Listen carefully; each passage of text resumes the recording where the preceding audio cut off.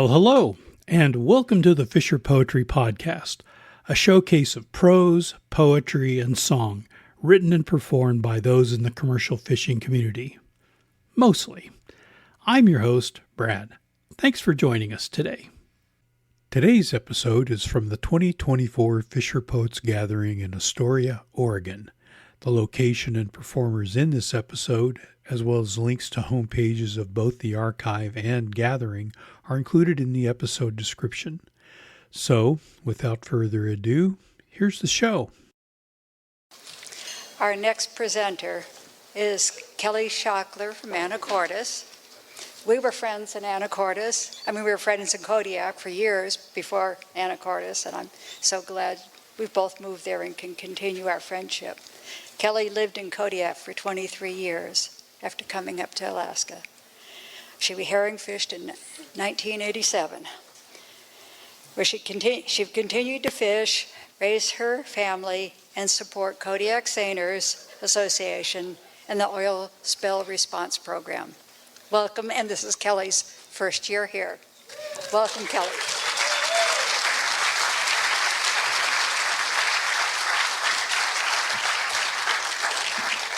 Good evening. I'm so glad you're here tonight to share in this set and these stories. I'm going to do something dangerous and hold this. Joel's not here, but welcome back, Joel. It was awesome. So this is, I did a set last night, so this is my second set, and these are more terrifying than any seine sets I made for herring. So just so you know, I'm glad you're here, though, to share in this collaboration and partnership, because this is a together thing, right? It's not just about us up here doing this. We are together. So thank you. So I have two pieces for you tonight. These were birthed out of my first year of trauma fishing. And they're all true stories, and I can't wait to read them and share them with you. This first one is called The Unknown Unknown, and it is my origin story. Aspirations running deep in my soul, a business entrepreneur, or like my dad, a corporate management leader. This was infused in the paternally provided half of my DNA. And safe in my mother's womb, I knew I would be a business professional, ascending the ladder of perceived success as I grew up in the outside world. Forcing my younger sister to play office with me, I was always the boss. And she was always my assistant in whatever pressing pretend business I needed to conduct. Using the bright pink memo pads to record my imaginary incoming calls from important customers, eagerly filling out carbon triplicate order forms with Bic blue ink pens, all taken from Dad's office supply closet on those Sundays when he dragged us to his Seattle company headquarters so he could organize his agenda for the upcoming week. My early business dreams taking shape in a pre-adolescent mind in a day when we activated our imaginations without electronic means. My vivid hallucinatory narratives catalyzed through blue-collar jobs serving food and drink to local Seattleites. My vision clinched unceremoniously with a marketing managed degree from the University of Washington, ready to launch myself into my well-thought-out dream.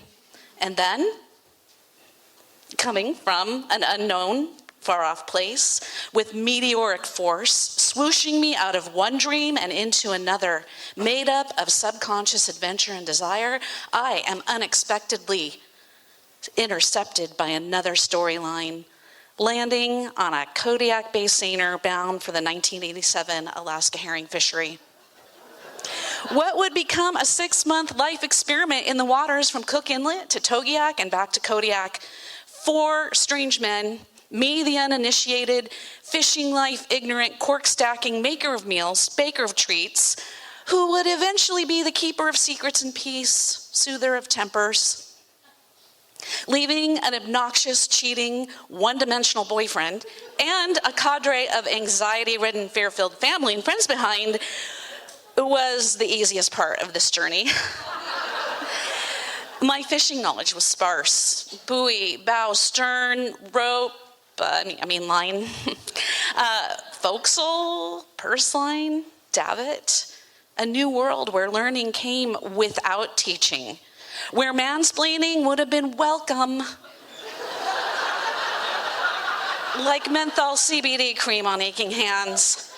Figure it out by observing, or the slim chance of receiving short, curt explanations if a question were dared asked. Doubt-tinged glances spliced with demeaning barbs when the right action was not taken. Beating our way southwest from Seward through a Poseidon-inspired wind and waves, I'm lost inside the shadowy interior of my child-sized bunk, burrowed mole-like, deep within my brand new indigo down sleeping bag, arguing with myself, salty rivulets of tears flowing like the briny ocean waves sliding down the galley windows, squall blasts etching runic patterns of sadness on the glass. As we forge our way from Seward to Lower Cook Inlet to make the spring's first herring opener the next day, I second-guess the rightness of my choice to take this risky out-of-character journey. The mashup of Northeast 25, riptides and waves, adding to the dissonance, my neurons frantically searching for what I thought was a neatly cataloged decision, undergirded with reason and logic, made only a few weeks earlier. How did I get here?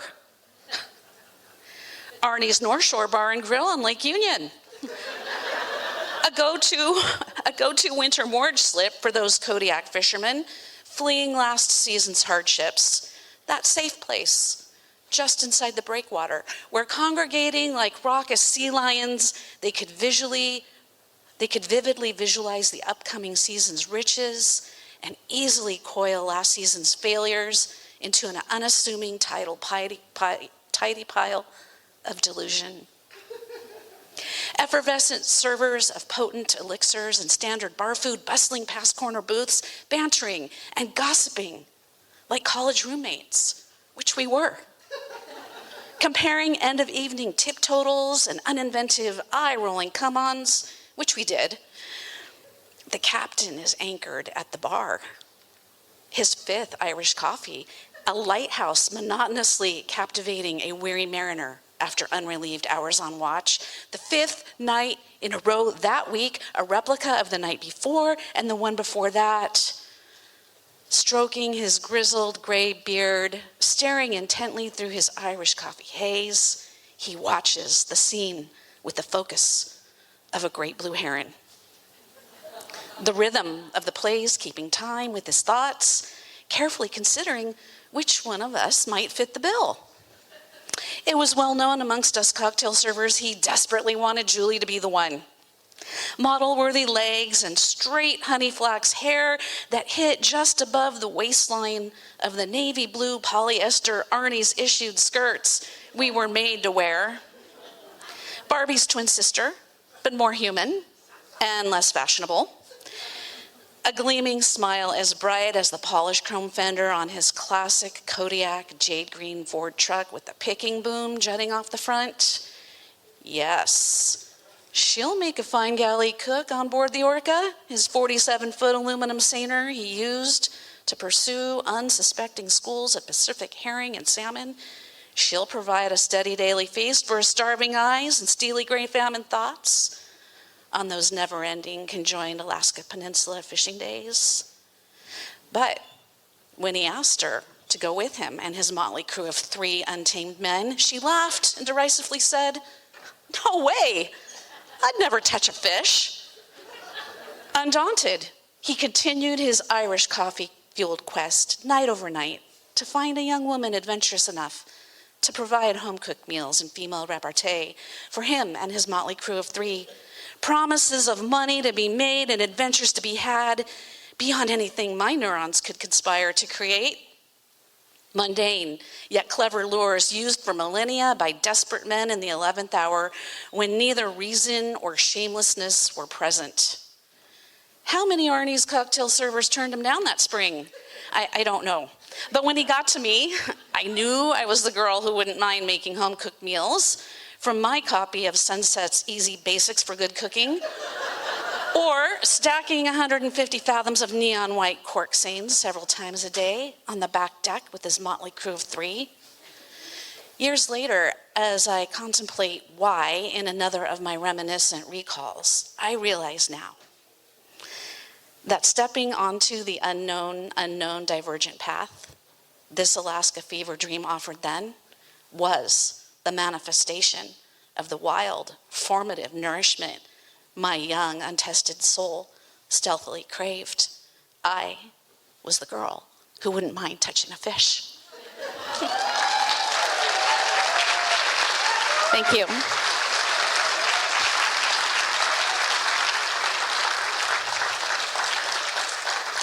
That was a tough year. That was a lot of good memories. And I'm going to encourage you young fisher people, write stuff down. Use a journal like Dan was talking about. I didn't, and I regret it. One of my regrets. I don't have very many, but that's one. Write your stuff down, because when you get to my age, you're going to want to look at it and write poems and be up here. Maybe sooner than when you're 60. All right, the second one, Captain Doom.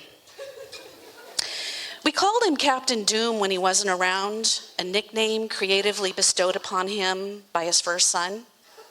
It fit. The rest of the crew instantly followed suit. When he wasn't around, we were tied fast to the dock in St. Paul's Harbor, prisoners oiling teak, cleaning anything we could think of for a second and a third time. While what felt like the entire fleet of 385 Kodiak seine permit holders were out catching record numbers of $3.75 a pound reds.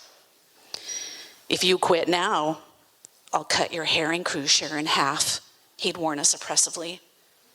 When he wasn't around, he was in his VIP chair down at the bar at Tony's, spending our cruise shares on blow and crown, telling the same old tired stories he'd already told, season after season, year after year, decade after decade. Smugly delivered half-truths, an artful mix of what could have been, what might have been, what was dimly recalled, and then enhanced greatly. No one ever able to catch him saying a good thing about anyone. Tony's patrons were not the rare witnesses to this ubiquitous fisherman's noir. Captain Doom could sit hunched for hours, belly resting comfortably on thighs, regaling these fables at whiskey-sodden bar tops, from Yakutat to King Cove to Dillingham. Faintly calloused fingertips earned from making love to multiple drinks. The time he duck-loaded the Naiad 4 times in one day. The time he out-aggrandized Messersmith 6 times in 2 days. The time he knew better and was smarter many times in as many days.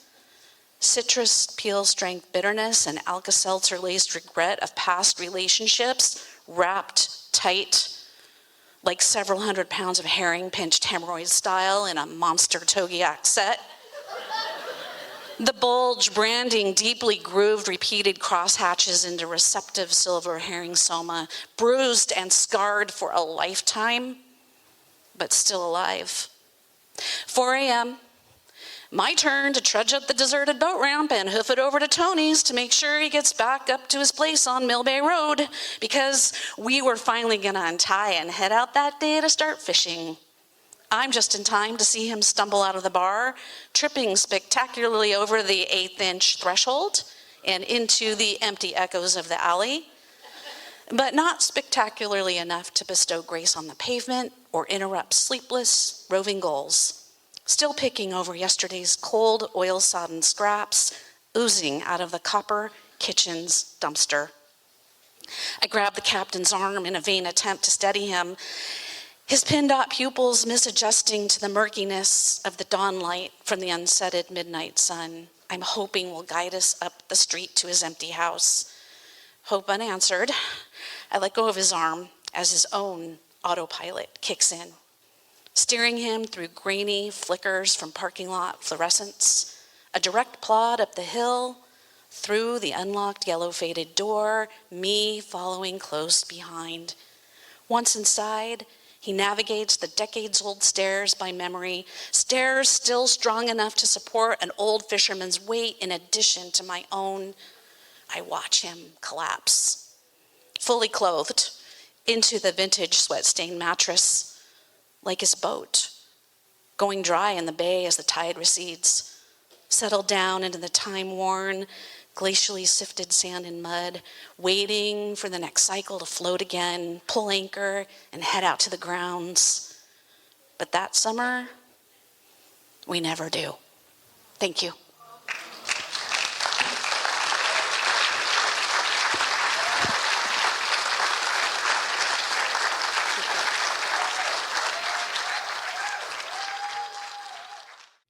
Well, that's it. This one's in the tote.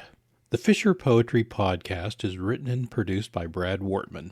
The theme music for this episode is courtesy of Mark Allen Lovewell and Molly Knoll. If you'd like to appear on or have comments about the show, please send an email to thefisherpoetryarchive@gmail.com. If you enjoyed this podcast, please subscribe to haul the latest episodes into your net. The Fisher Poetry Podcast is available via our podcast host, Podbean, as well as Apple, YouTube, and Amazon. You can listen to our other podcast episodes, watch our YouTube videos, and join our community by going to thefisherpoetryarchive.com. Thanks again for listening, and we'll see you on the next one. Come all young sailormen, listen to me. I'll sing you a song of the fish in the sea. Blow, ye winds, westerly, westerly blow. We're bound to the southward, so steady she goes.